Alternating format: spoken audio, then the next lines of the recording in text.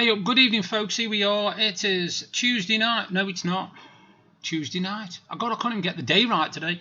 It's Wednesday night and it's 6:15. And coming up today on my vlog, we have Advent Calendars Day 9, including the coolest character I think I've seen in it, to be honest. I think he's Luke's Ace, the one that's in my nightmare calendar.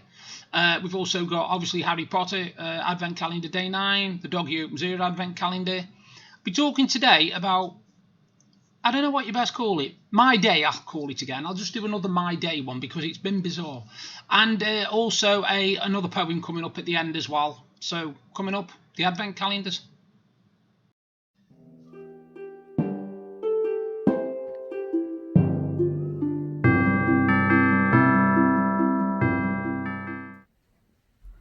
Where did you say it was? Door 9 right at the bottom. On the right hand side. You've got it. That's door 4. Oh, it's there. Next door. Yeah. What's this, Jess? Come on, please. Come on. My treat. Mine. My treat. Mine. My treat. It's always a good thing to try and get in there, isn't it, Jess? Eh? There it is. What do you want? What do you want?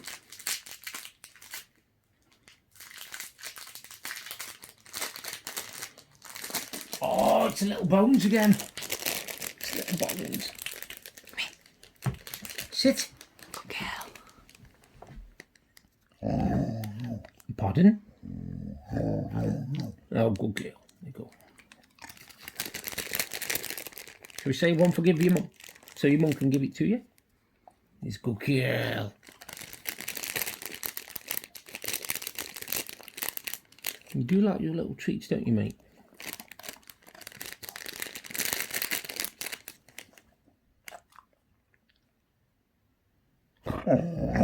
You want one?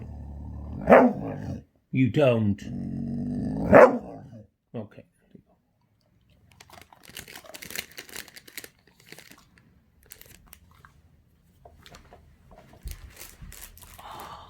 What's this, Jess? Jess, your knees. Jess, what's this? What's that? What's this? Tell me. Tell her. What's that? Tell me.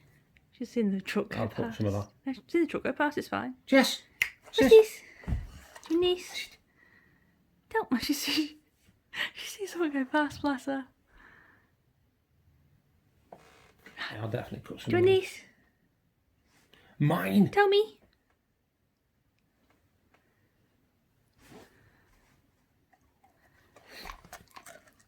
You were playing funny there, weren't you? You were playing funny there. You were playing funny, weren't you? Yes, you were. You big talk, weren't you? Hey up, folks. Here we are. It's day 9 of the Harry Potter. No, it's not the Harry Potter.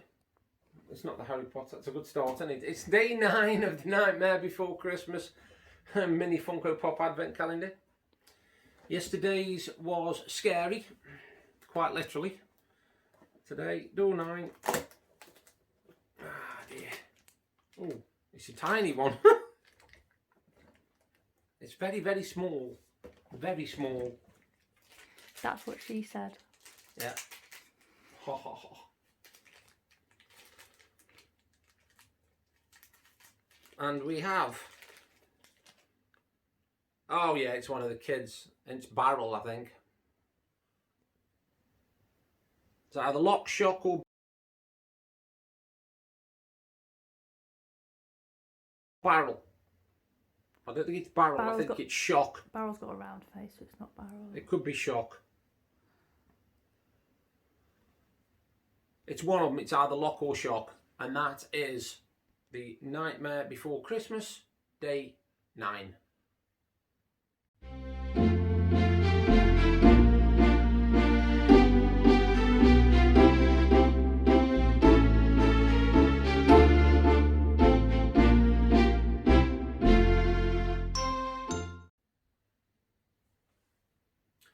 Oh folks, day 9 of the Harry Potter Funko Pop calendar. Yesterday's, after a debate, we turned out to be Fred Weasley.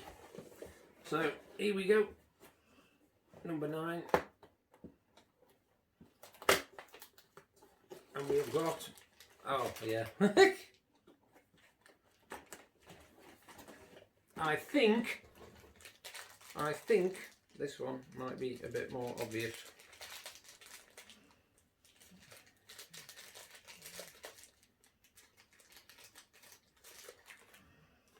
Let's have a go at this one, Deb.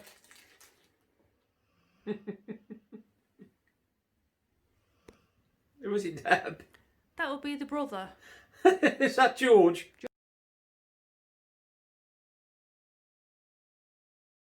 George Weasley.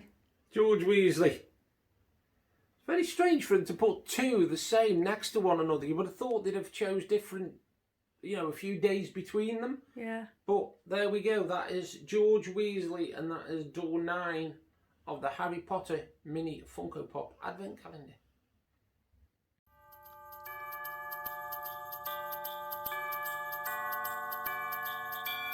Something about just being different by the hair.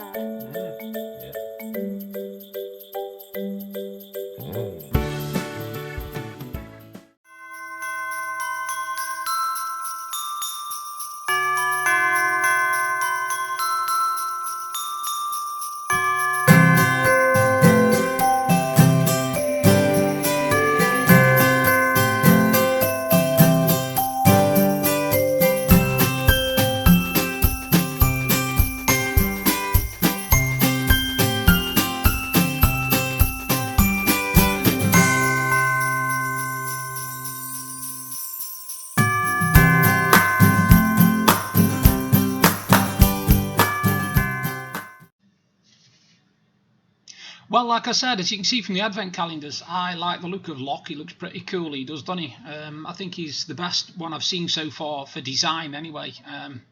I know there's 3 of them, Locke, Shock and Barrel, which is very clever how they've done it. And I knew what Barrel looked like. I didn't know that Shock looks like a witch. I didn't know that was Shock.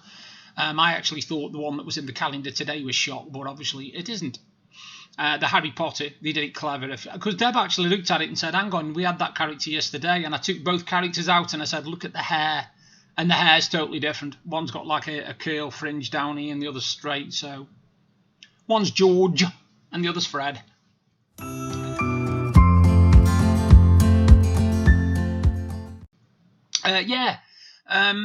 What have I been doing today? Right, we got up this morning. We decided we were going to do the advent calendars early so that we could have a good early start and everything could get sorted and set and we could basically get everything done before about 2-3 o'clock in the afternoon. Like that happened. Anyway, about 10:30 after we'd finished doing the vlog, sorry, about 11:30 after we finished doing all the vlogs and everything and getting everything ready, Deb said to me, you know, did I want to go through and do my vlog for today and she would do what she was doing, putting the stuff on Instagram, etc., etc. So I came through and I started. I was just getting ready to set everything up to keep going when all of a sudden there's a knock on the door. I went and answered the door. It was the landlord's electrician asking us if it was okay to put in 2 brand new smoke alarms. So he came in. He's put the brand new smoke alarms in, which is great. So we've got new smoke alarms now, which is fantastic because obviously at Christmas when you're plugging everything in, lights and stuff, you don't know whether anything's going to cause a fire. Now we can rest safe because we've got fire alarms, which is great. And at the time, I mentioned something to him because every time when we've got the washing machine on, if we turn our water on, it makes a horrible, horrible, loud, vibrating noise. And I mean, it's horrible. Anyway, he said at first, he came into the kitchen, face mask on, all that, you know, he had the mask on and all that, and he said to me, he said it sounds like the pipe vibrating, they haven't clipped it down. I thought, okay, fair enough. Then he says, hang on a minute, let me go across to the boiler. He opened the boiler door, listened to the noise, closed the boiler door again and said to me, that's coming from inside the boiler, that is. He said, that needs sorting. He said, because that could go any time. He said it doesn't sound like it's doing well at all, that doesn't it? It sounds like it's in a bad way, you know, as boilers go. Now, we've only had the boiler about 9 years. Yeah, we've had it about 9 years. And I know boilers are supposed to last 20, stupid like that. And it was only serviced about 2 years ago. And it looks like it might be something that has to be sorted before Christmas. Because the one thing you don't want to do is have the boiler go over Christmas. Because if the boiler goes, obviously we'll have no hot water, we'll have no heating, and this house will turn into a block of ice, which we're not looking forward to. So anyway, after that lovely conversation, I rung the landlord agent thing, and told him everything what was going on and all that. And he said that unfortunately, the person who does their boiler repairs, boiler services, is self-isolating at the moment because he's in the vulnerable category. So she said, who doesn't was out because what he's doing basically, he isn't coming into people's houses because he's a high risk. He's quite a mid to late elderly gentleman, and I'd say his wife is probably about the same. I think it's his wife who's in the vulnerable category. I think could be him. I don't know. But the funny thing is, the guy, and when she said to me, "Yeah, Paul's out at the moment," and I went, "What, Paul Harrop?" Yeah, I said, "Well, that is." I thought, "Well, that is my landlord. That's my landlord's name." But apparently, he is also the guy who does the electrical boilers and all that sort of stuff. And the funny thing was, it was his son that came and did the smoke alarm. So it was obviously a family business at some point. So yeah, we sorted all that out, and I thought, great, right, no problem. And then we started, obviously, doing the stuff in the daytime. But with the phone going, and it's about 11 o'clock, half 11, we also had a parcel delivered for across the road. And the funny thing was, at about 8:30 this morning, they had a parcel delivered for us. So when she came back in, the lady across the road, we swapped parcels. Job done. Settle back down again, cup of tea, sorting stuff out in the living room, knock on the window. Well, knock on the door and then a face at the window. And what it is, a few doors up from us, there lives a lovely old lady called Betty. We've known her for a long time. She used to be married to Ron. Unfortunately, Ron passed away a few years ago. She's a lovely old lady. She is your ideal grandma. She is perfect on it. She's lovely. She really is. And what it is, every year at Christmas, I put on the Santa bit. You know, I go up and down the street and I drop cards off for the people. And there's 3 people, which are, let me get this right now, Shirley at the bottom of the road, Betty 4 doors up, and Michelle across the road, who we always buy something for. Oh, and next door neighbour, we always buy something for. No, it's only just like a little tin of shortbread or something like that. We've been doing it for about 4 to 5 years. Anyway, normally I do that at Christmas, and this time they beat me to it because there was a knock on the door, and I opened the door, and it was Betty's daughter, and she got a card and a present for us off Betty. And I thought that was absolutely lovely because, you know, we don't do it to get something back. We do it because we want people in the street to know that we are quite happy being a part of a community. You know, we're quite close-knit, our street are. There's only about 30 houses one side, 30 the other. So we are close-knit, and a lot of people know each other. They look out for each other. They look out for each other's houses. They do each other favours. It's about as close to an old-fashioned community street as you can get. So when we had this, we sort of came back in and we started settling down again. Then all of a sudden we noticed it was going dark. The daylight hours had dwindled and disappeared on us before we knew what was happening. So suddenly it was a case of, right, what we're having for tea, right, we'll sort out what we're having for tea. I just had a bit of a sandwich tonight because I don't fancy much. And Deb's feeling a little bit rough, so she hasn't had much. And we had a little bit of New York cheesecake. And by the time I finished, it's now like 6:30 at night. And you think to yourself, I'm sure somewhere along the line, you know, somebody grabs hold of a few hours and rips them out of the day and doesn't give them you back. Because how this day has just dwindled and disappeared on me, I don't know. I want to do a little bit of it. What's it actually? You know, last night I did the top 5 Christmas films, and I enjoyed doing that. I hope you enjoyed it too, and I hope you weren't too disappointed with my choices. And I know that my sister at the moment, Paula, she's catching up on me vlogs. She's already watched 2 and liked them, so that's nice. And I thought to myself, instead of doing a list each day, top 5 this, top 5 that, I'll space it out. So there's a bit of a gap, and then say in 2 or 3 more days, I'll do another top 5 Christmas something. It might be TV shows, it might be songs, it might be food, it might be drink, could be anything. And I'll do it random, you know, sort of thing. So yeah, I want to try and film a vlogs, do you know what I mean, with stuff that people find interesting. And the beautiful thing about last night was I hadn't done this before. What I did was underneath my vlog, in my description of my vlog, I actually put intro and then 0000, whatever time it starts and blah, blah, blah. And now if you go onto my vlog and you don't want to watch all of it, because some people don't like hearing me just waffle on, which is fair enough, you can click on the bits underneath and it will take you direct to it. So if you only want to see the unboxings, all you've got to do is click on the unboxing link and it will take you straight to the unboxings. You haven't even got to listen to the intro or the outro and note, nothing in the middle. And if you want to see the dog or whatever, and I put like dog video, then at the end you will click and then it'll straight to the dog video. So that's going to help me a little bit. I've just seen a bit of good news, actually, really good news, and it's on behalf of a business that I have supported for a little bit called Cheeky Cheesecakes, run by my cousin Sarah, and she's just had her first ever commissioned cheesecake for her birthday, and she's done a picture of it, and I tell you what, it looks absolutely amazing. You would think she'd been doing this for about 30 years. I mean, the expertise that's in this cheesecake is just nuts, and it looks absolutely stunning, honestly. It looks so professional and well done. It's not just slung together and bits hanging off the side or nothing. It looks like it's been done by somebody who, who's got qualifications and experience and all sorts of stuff doing it. My cousin's got a really, really good talent there, and she won't waste that. I tell you what, she can make a really good business out of that, because I know a lot of people who like cheesecakes, me included. That's why I had a piece of New York cheesecake, because it's Deb's favourite. And we had it because on Deb's birthday, unfortunately, we were in lockdown stroke, trying to figure out what we were going to do, and normally we go out and we buy a cheesecake, and we didn't this year, so we had a New York cheesecake as a sort of belated late birthday, because her birthday's at 18th of November, so because of that, it was kind of dodgy as to what we were going to be in, lockdown, not lockdown, blah, blah, blah, so we didn't go out much. Oh man, it's been one of them days, like I said. I'm hoping tomorrow will be slightly better, you never know. Going back to what I was saying, when I was doing my top 5 films yesterday, I was wondering what films to put in there, and I thought to myself, now, will I be able to talk enough about each film to make it just so I don't go, top 5, this is number 5, that's number 4, that's number 3. And I thought to myself, once I started, and I realised how much I knew about these films and who was in them, etc., and all that, it was easy to do. And I literally filled about 15 or 20 minutes just with these top 5, and I enjoyed doing it as well, because I know it's something different that people want to see. Now, I got into I didn't get into a debate. I saw it online earlier on, and I also had a survey on it, which was a real strange coincidence, saying, is coronavirus a blessing or a curse? Now, before you jump down my throat, to me, it's a curse, because I'm looking at it from the fact that it's taking people's lives, that it's leaving people without relatives, without mums, without dads, brothers, sisters, aunts, uncles, fathers, sons, everything. It's leaving people without that.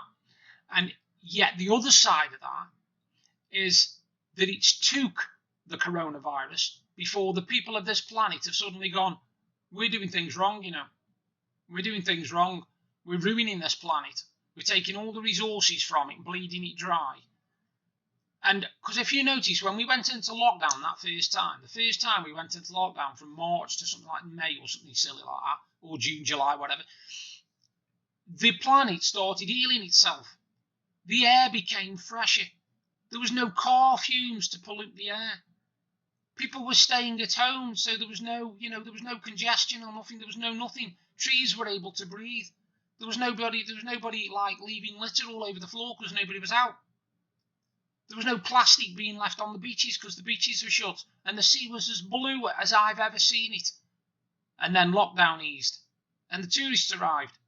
And within 3 days, I think it was, over a weekend, the beach was a mess. It was polluted. There was plastic bottles everywhere. There was cartons. There was everything. There was all stuff blowing along the fronts. There was fumes because obviously people came in the cars in the droves. So, as an argument, I can see what people mean, blessing or a curse. But it shouldn't have took that before we realised that we needed to do something. Why did it take a wipeout of literally, a percentage of the population before we realised that we're doing things wrong? We are doing things wrong. See, I'm all for sustainability. I'm all for green and all that sort of stuff. I want the planet to be as healthy as it can be. I don't agree with these people that, go around destroying forests at a rate of knots and polluting the air and God knows what else. I try as much as I can to be environmentally friendly.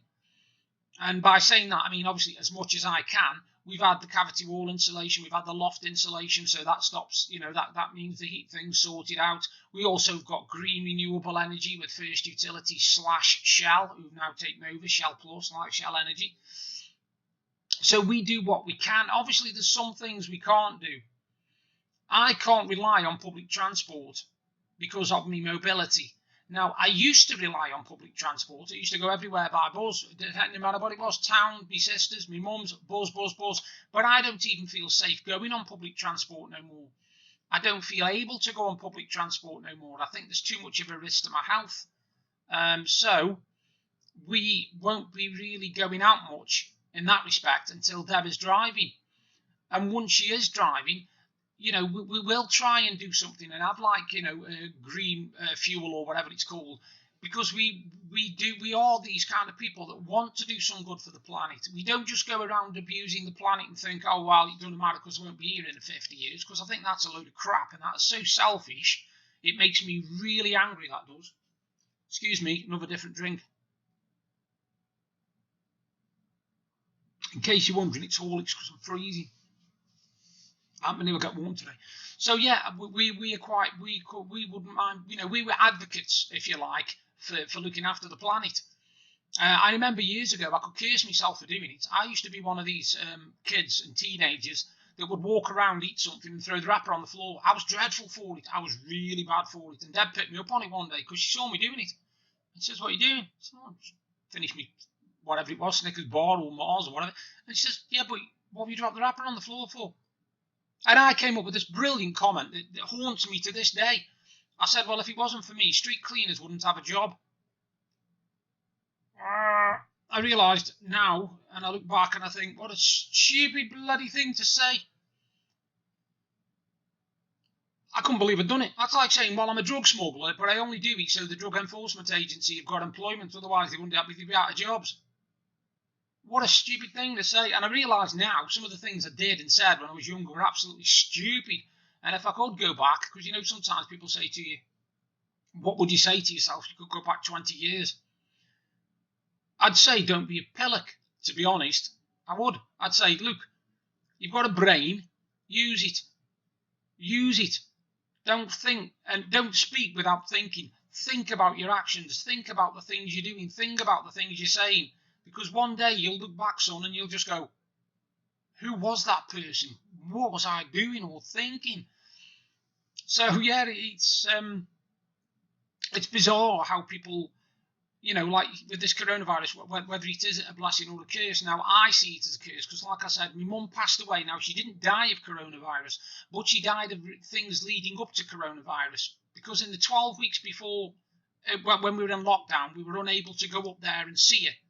We were unable to keep an eye on her and make sure she was okay, make sure she was eating, which she wasn't, we found out. And my sister felt guilty because normally she would go up there once a week. We would go up once a fortnight. My mum would come down here once a fortnight for a meal. We'd meet in town 2 or 3 times in a week. So we used to be really, really sociable as a family. And coronavirus came along and stopped that happening. So none of us could really keep track of my mum and what she was doing. Yeah, we used to speak to her on the phone, but you can't tell what a person's doing and not doing by speaking to them on the phone. For all we knew, she was eating fine. She got lots of food in the freezer because Paula used to do batch cooking and take up loads of meals, and we did the same. If ever she came here, she would always take a portion or something back with her to have the next day. 1 second.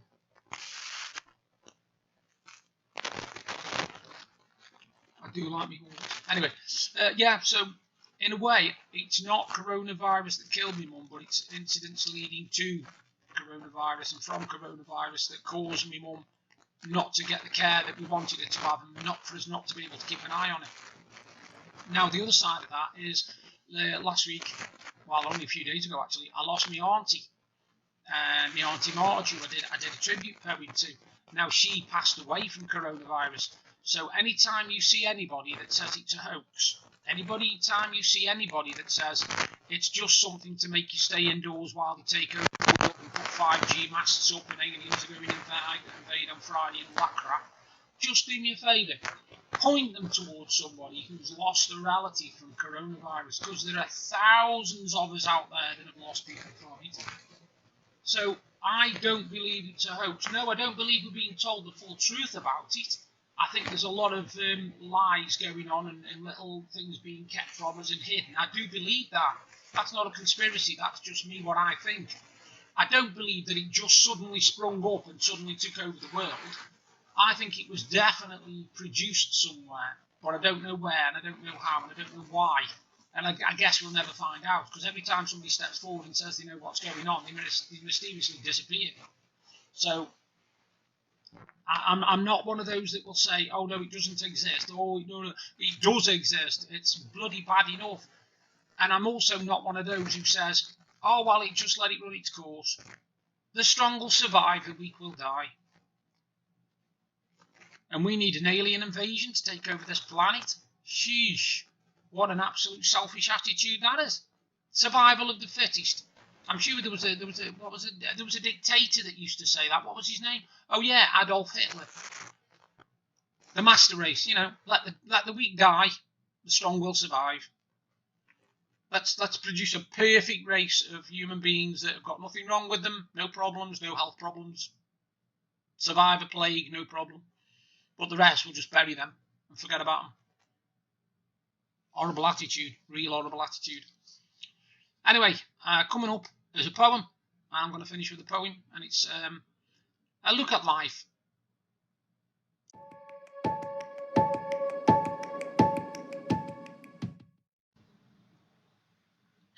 Now, grab a cup of tea, settle yourself down, because I'm about to read a poem out that's quite long, and it's called Life Isn't Fair. Where do I begin with this story that I tell? It's the one about the man and his rise and fall to hell. It's the one where we ask questions like who, what, when and why. It's that famous old story that you could believe's a lie. It starts with his youth and the troubles that he knew. It really is about all the bad things he's been through. Don't think his life was easy and he always had his way. That wasn't it at all. In fact, he never had a say. Of course, don't get me wrong, he was loved by mum and dad, except of course at times when he was very bad. But after all, we've all been there and we're no worse for it. But it had a bad effect and he never got over it. He went from bad to good though, and things they did look great. He turned into the person that people appreciate. He always did his best to please, which we know sometimes hurts. But he became a better man and confounded all the experts. From school to college with 3 straight A's and B's, he wanted to be a traveller, an explorer overseas. But he found out the hard way that life isn't always fair. Despite his greatest efforts, he never made it there. He did get a degree though in accountancy and maths. The job he got himself led down many paths. He was a success at last and mum was very proud. So was dad as well, but he didn't shout it loud. He'd always been a loner, a single man at heart. But it wasn't long before his heart was torn apart. Jane, her name was, beautiful too if I remember right. Then the bad things seemed to fade. Instead, he found a light.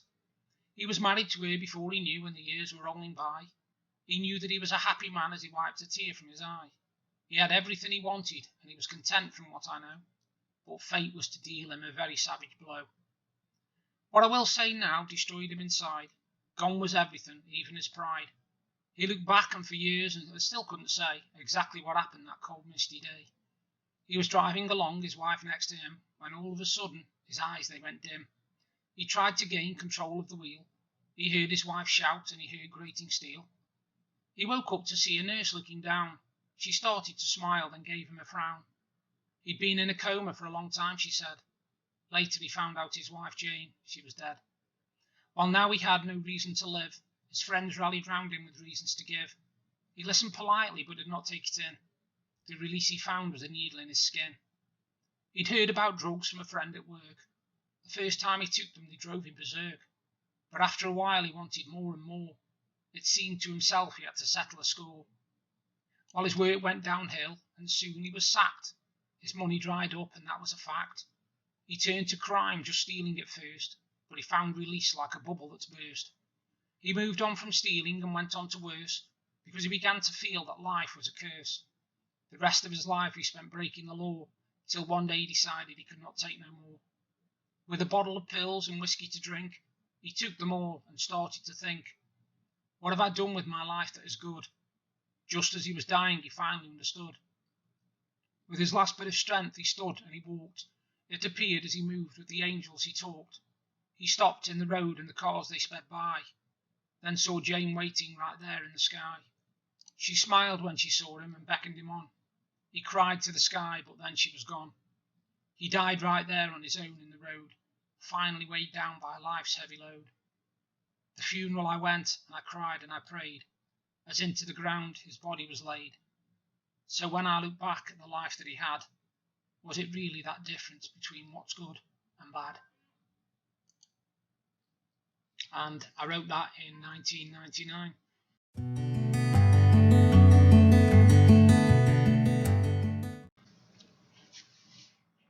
Well, this is where I usually give you the last word, but I'm saving it today for our video, what's coming up, of Jess. Now, as you can see from this video, she might be old, she's 12, coming up to 13, but I'll tell you something, she still enjoys her belly rub. You all take care, I'll do another vlog tomorrow. Go Jess. Oh, big soppy. Are you being soppy, Jess? Oh, stop. Maybe soppy. What? What? What do you want? What do you want? One belly rub. Play your guitar, that's it. Go on, play your guitar. Ding, ding, ding, ding, ding, ding, ding, ding. Oh, it's a beautiful little ninja. Touch how. How far down is your jowl hanging? Yeah. How low can you go? Yeah.